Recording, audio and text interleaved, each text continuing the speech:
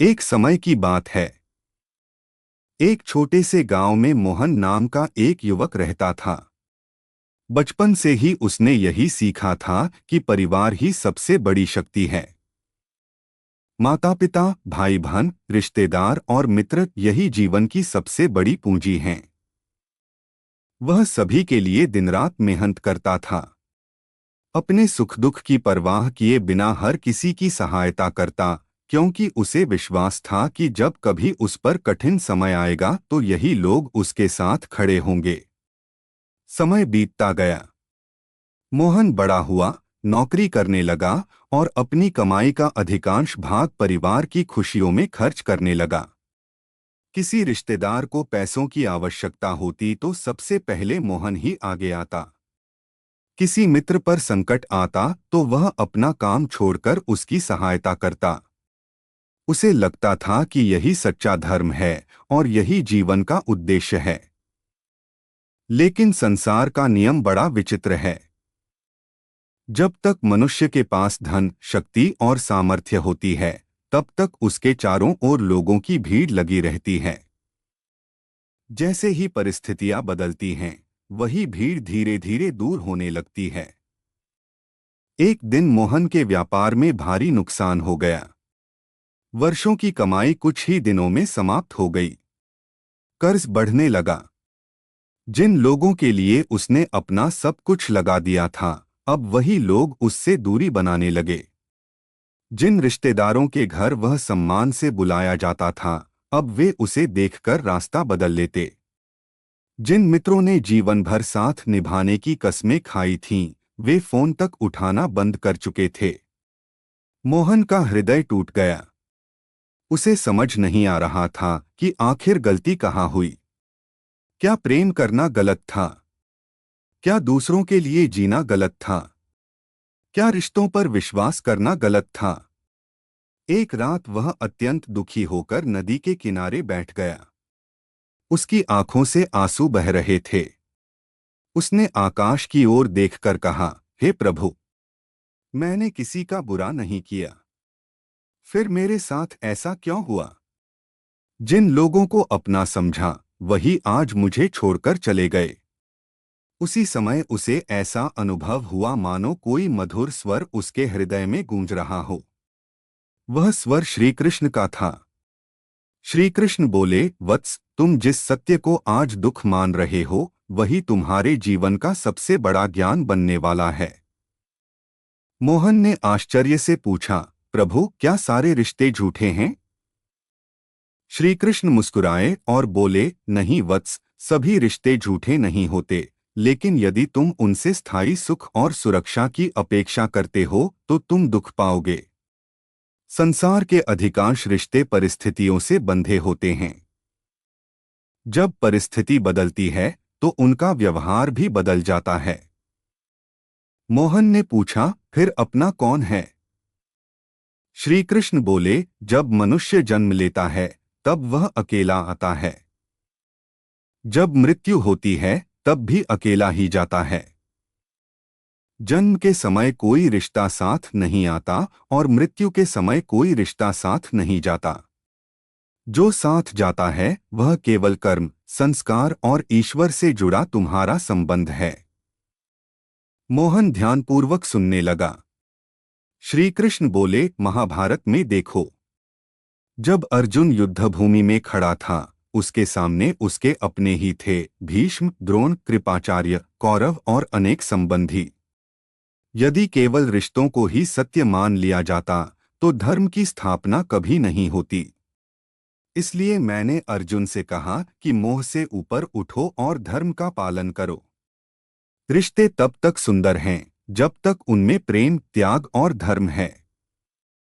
लेकिन जहां स्वार्थ प्रवेश कर जाता है, वहां संबंध केवल नाम के रह जाते हैं।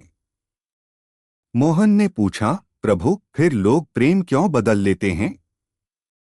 श्री कृष्ण बोले, क्योंकि अधिकांश लोगों का प्रेम आत्मा से नहीं, लाभ से जुड़ा होता है। जब तक उन्हें लाभ मिलता है, वे साथ रहते हैं। जैसे मधुमक्खियां फूल पर तब तक मंडराती हैं जब तक उसमें मधु होता है। मधु समाप्त होते ही वे दूसरे फूल की ओर चली जाती हैं। इसी प्रकार संसार में बहुत से लोग व्यक्ति से नहीं, उसकी स्थिति से प्रेम करते हैं। धन हो तो सम्मान मिलता है, पद हो तो लोग झुकते हैं, शक्ति हो तो सब मित्र बन जाते हैं। लेकिन यह प्रेम नहीं, स्वार्थ का आकर्षण है। मोहन के मन की आंखें खुलने लगीं। श्री कृष्ण बोले, वत्स, यदि कोई व्यक्ति तुम्हारे सुख में साथ है तो उसकी परीक्षा मत करो। लेकिन यदि कोई तुम्हारे दुख में भी तुम्हारा हाथ पकड़कर खड़ा रहे, वही सच्चा अपना है। ऐसे लोग बहुत कम होते हैं और वही ईश्वर का सबसे बड़ा उपहार हैं। एक बात सदैव याद रखना, दुनिया से प्रेम करो लेकिन उससे आसक्ति मत रखो। सेवा करो लेकिन बदले की अपेक्षा मत करो। अपना कर्तव्य निभाओ लेकिन अपने सुख का आधार किसी मनुष्य को मत बनाओ। मोहन बोला, प्रभु, यदि सभी बदल जाते हैं तो क्या किसी पर विश्वास नहीं करना चाहिए? श्री कृष्ण ने उत्तर दिया, विश्वास अवश्य करो, लेकिन सबसे पहले स्वयं पर और फिर ईश्वर पर। मनुष्य पर इतना ही भरोसा रखो जितना परिस्थितियां अनुमति दें, क्योंकि मनुष्य बदल सकता है लेकिन ईश्वर का प्रेम कभी नहीं बदलता।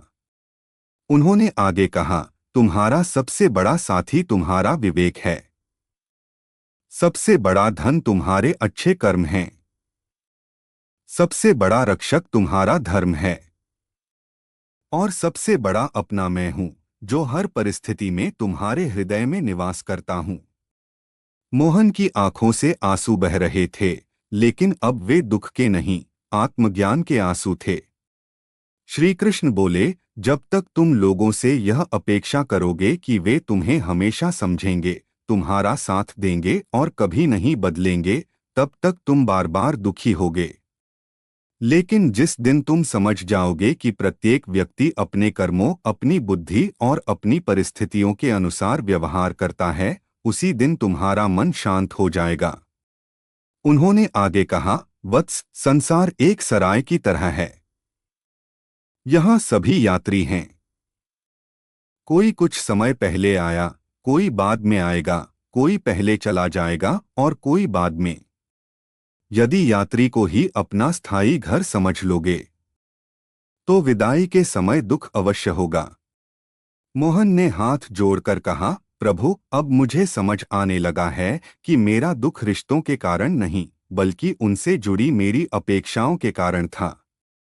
श्री कृष्ण मुस्कुराए और बोले, यही जीवन का सबसे बड़ा रहस्य है।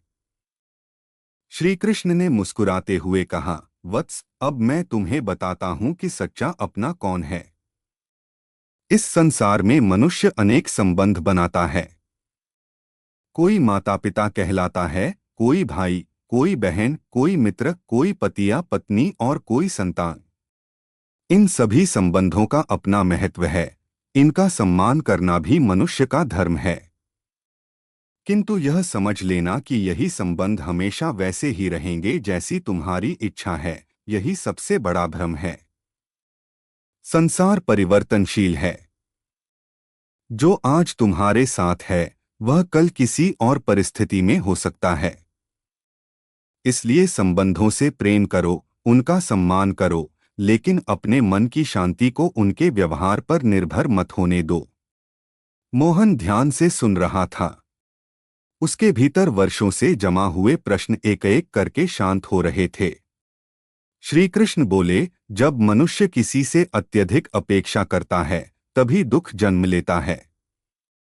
अपेक्षा पूरी हुई तो कुछ समय का सुख मिलता है, और यदि पूरी न हुई तो वही संबंध पीड़ा का कारण बन जाता है। इसलिए निष्काम प्रेम करो, सेवा करो, लेकिन बदले में सम्मान, प्रेम या सहायता की शर्त मत रखो। जो बिना अपेक्षा के दिया जाता है वही सच्चा दान और वही सच्चा प्रेम है। याद रखो, संसार में जो तुम्हारी प्रशंसा करते हैं वे हमेशा तुम्हारे हितैषी नहीं होते, और जो समय समय पर तुम्हें सत्य का दर्पण दिखाते हैं वे हमेशा तुम्हारे शत्रु नहीं होते। इसलिए लोगों की बातों से अधिक उनके कर्मों को देखो।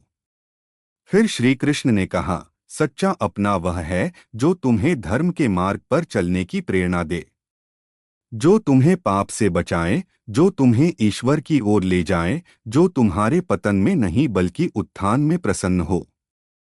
यदि ऐसा एक भी व्यक्ति तुम्हारे जीवन में है तो समझो ईश्वर की महान कृपा तुम पर है। मोहन ने पूछा, प्रभु, यदि कोई अपना ही धोखा दे दे तो क्या करना चाहिए? श्री कृष्ण बोले, धोखा देने वाले से घृणा मत करो। उसका व्यवहार उसके कर्मों का परिणाम है। तुम उससे सीख लो, लेकिन अपने हृदय में विष मत भरना। क्षमा करना कमजोरी नहीं बल्कि आत्मबल का प्रमाण है। जो क्षमा कर देता है वह स्वयं को दुख के बंधन से मुक्त कर लेता है। दूसरों की गलतियों का बोझ अपने मन पर मत उठाओ। यदि कोई तुम्हें छोड़कर चला गया तो समझो कि ईश्वर ने तुम्हारे जीवन में किसी नई शिक्षा के लिए स्थान बनाया है। हर विदाई अपने साथ एक नई शुरुआत लेकर आती है। श्री कृष्ण आगे बोले, तुमने देखा होगा कि पेड़ पतझड़ में अपने सभी पत्ते खो देता है। यदि वह रोने लगे कि मेरे पत्ते मुझसे दूर हो गए तो वह कभी नई हरियाली नहीं पा सकेगा। लेकिन वह धैर्य रखता है, समय की प्रतीक्षा करता है और फिर वसंत आते ही नए पत्तों से भर जाता है। इसी प्रकार मनुष्य को भी जीवन में बिछड़ने वालों के लिए शोक में डूबे रहने के बजाय अपने भीतर नई शक्ति का निर्माण करना चाहिए। तुम्हारा सबसे बड़ा साथी तुम्हारा चरित्र है। धन छिन सकता है, शरीर बूढ़ा हो सकता है, लोग साथ छोड़ सकते हैं, लेकिन यदि तुम्हारा चरित्र उज्ज्वल है तो संसार की कोई शक्ति तुम्हें वास्तव में पराजित नहीं कर सकती। मोहन के मन में अब अद्भुत शांति उतर रही थी। श्री कृष्ण बोले, लोग कहते हैं कि उनके पास कोई अपना नहीं है। मैं कहता हूं, जिसने मुझे अपना बना लिया वह कभी अकेला नहीं हो सकता। मैं हर उस हृदय में निवास करता हूं जो सत्य, प्रेम और भक्ति से भरा हो। जब संसार के सभी द्वार बंद हो जाते हैं तब भी मेरा द्वार खुला रहता है। जब तुम्हें लगे कि कोई तुम्हें नहीं समझता तब मौन होकर मेरा स्मरण करना। जब तुम्हें लगे कि सबने तुम्हारा साथ छोड़ दिया है तब विश्वास रखना कि मैं तुम्हारे साथ हूं। जब तुम्हें लगे कि जीवन में अंधकार ही अंधकार है तब यह मत भूलना कि सूर्योदय से पहले रात सबसे अधिक गहरी होती है। फिर श्री कृष्ण ने गीता का संदेश समझाते हुए कहा, मनुष्य का अधिकार केवल कर्म पर है, फल पर नहीं। यदि तुम अपने कर्तव्य को ईश्वर को समर्पित करके करोगे तो किसी के आने या जाने से तुम्हारी शांति नहीं टूटेगी, क्योंकि तुम्हारा आधार संसार नहीं परमात्मा होगा। जो व्यक्ति अपने भीतर संतोष पैदा कर लेता है वही सबसे धनी है। जिसे अपने मन पर विजय मिल जाती है वही सबसे बड़ा विजेता है।